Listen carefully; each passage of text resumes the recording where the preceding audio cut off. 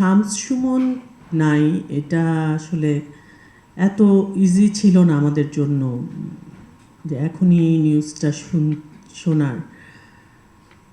তারপরেও আসলে বাস্তবতা হচ্ছে আমরা সবাই চলে যাব, একজন একজন করে চলে যাবে, কেউ আগে যাবে, কেউ পরে যাবে, কেউ হয়তো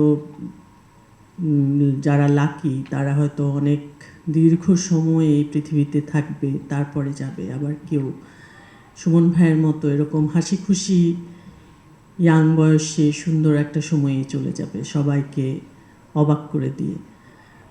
তো সুমন ভাই সেরকম সবাইকে অবাক করে দিয়ে চলে গেছে।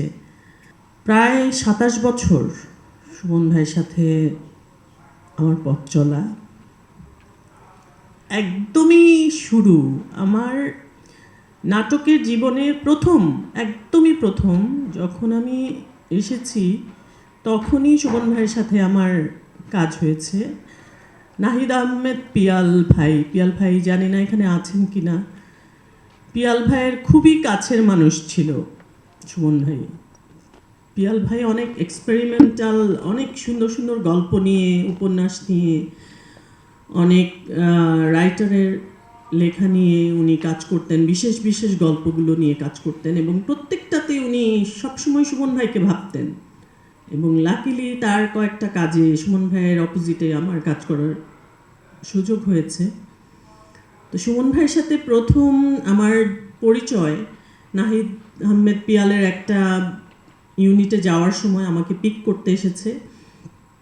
সেদিনই প্রথম ওনাকে আমি দেখি, এবং আমার কাছে মনে হয়েছিল যে ওনাকে আমি টিভিতে দেখেছি, আজকে প্রথম সামনাসামনি দেখছি এবং ওনার সাথে আমি অভিনয় করব। এটা অনেক বড় ব্যাপার ছিল তখন আমার জন্য, ২০০০ সালে।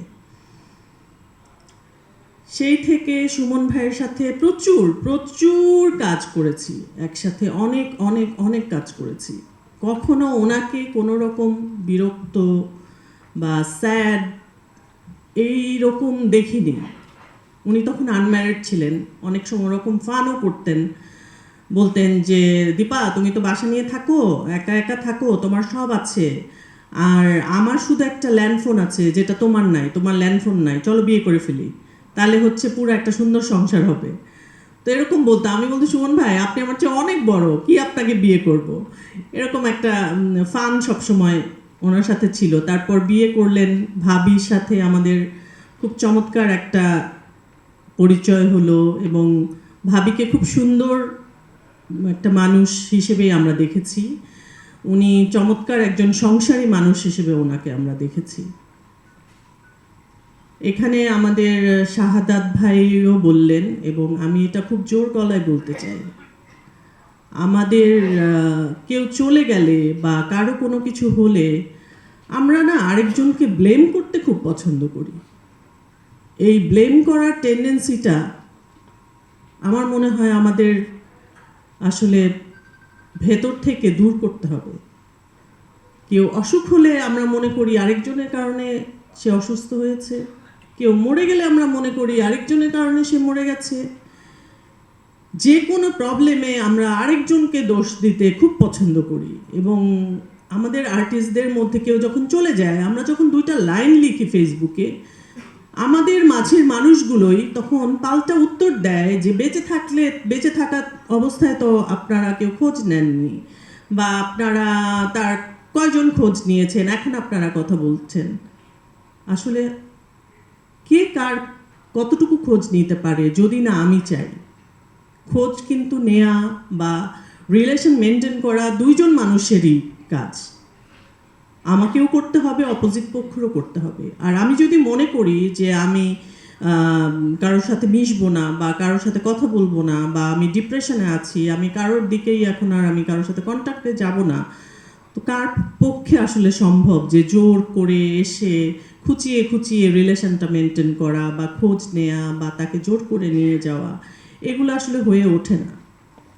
আর একজন ম্যাচিওর মানুষ, আমরা সবাই এখন অ্যাডাল্ট, আমরা ম্যাচিওর, আমরা আমাদের জীবনটাকে আমরা আমাদের মতো চালাতে চাই। আমাদের জীবনে কেউ হস্তক্ষেপ করুক এটা আমরা অনেকেই চাই না।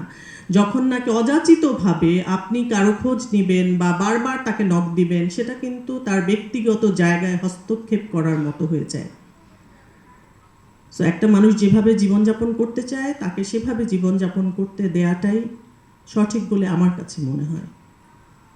তারপরেও কেউ যখন এরকম সময়ের আগে চলে যায় বা একটা খারাপ সময় পার করে, তখন আমাদের শুনলে খারাপ লাগে। কারণ হচ্ছে আমাদের ভেতরে এক ধরনের মায়া আছে, ভালোবাসা আছে। আমরা আমাদের কলিগদেরকে, আমাদের সাথে যাদের সাথে আসলে এতটা বছর আমাদের পথ চলা, তাদের জন্য আমাদের যে ভালোবাসাটা আছে, সেই ভালোবাসাটা থেকেই আমাদের এই যে খারাপ লাগাটা কাজ করে। এবং চলে গেলে আমরা দুইটা লাইন লিখি, সেই খারাপ লাগা থেকে লিখি। এবং আজকে এখানে দাঁড়িয়ে এই যে কথাগুলো আমার বলতে হচ্ছে, এটাও আমার একটা খারাপ লাগার একটা অংশ।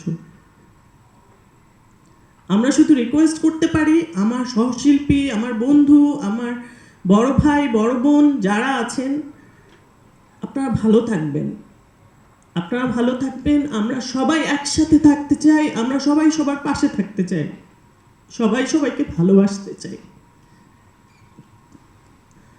কারো যদি কোনো কোনো কথা বলার দরকার হয়, মনে হয় যে আমরা মেন্টালি ভালো নাই, আমার দুইটা লাইন কারোর সাথে শেয়ার করা দরকার, দুইটা কথা কারোর সাথে বলা দরকার, আমরা আছি, আমরা একে অপরের পাশেই আছি।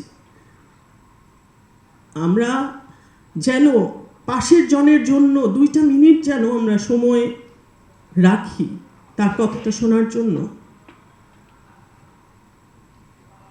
খুবই এলোমেলো কথা বলছি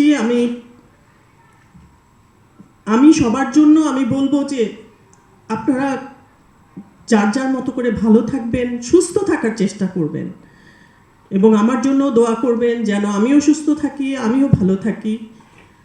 আমাদের সবার জীবনেই অনেক অনেক রকমের সমস্যা আছে, সবাই সবার স্বপ্ন পূরণের জন্য।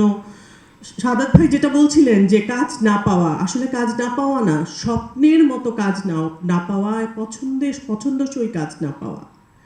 কাজ তো আসলে চাইলে পাওয়াই যায়, কাজ তো চাইলে করাই যায়, কিন্তু স্বপ্ন যেটা, পছন্দ যেটা, আমার মনে করি আমরা যেটা যে আমাদের যোগ্যতা অনুযায়ী কাজ, যে এটা আমি ডিজার্ভ করি, সেটা আমি পাচ্ছি না, সেটাই তখন আসলে ডিপ্রেশন, সেটাই তখন খারাপ লাগা। সেই তুলনায় সুমন ভাই কিন্তু উনি ওনার পোটেনশিয়াল দিয়ে উনি অনেক কিছুই করেছেন। উনি রেডিও ভূমির মতো একটা এত বড় একটা জায়গা উনি তৈরি করেছেন নিজে, এটার একা কৃতিত্ব আমি বলবো তার। এবং চ্যানেল আইতে যখনই ঢুকতাম বলতাম রেডিও ভূমি শব্দটা, রেডিও ভূমির অনেক কাজের জন্য অনেক সময় গেছি, অনেক কাজ করেছি রেডিও ভূমিতে।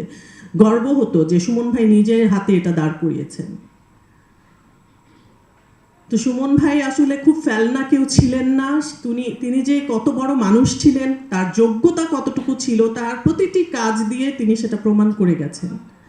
উনি খুব ভালো করেছেন, খুবই ভালো করেছেন যে যেটা তার জন্য না, যেটা তাকে মানায় না, সেই কাজটা জোর করে তাকে করতে হয়নি বা তিনি করেননি, তিনি ফিরিয়ে দিতে পেরেছেন। আমরা অনেকেই পারি না, আমাদেরকে কিন্তু অনেক সময় আমাদের ভালো লাগে না যে কাজটা, সেই কাজটাও করতে হয় জীবন যাপনের জন্য।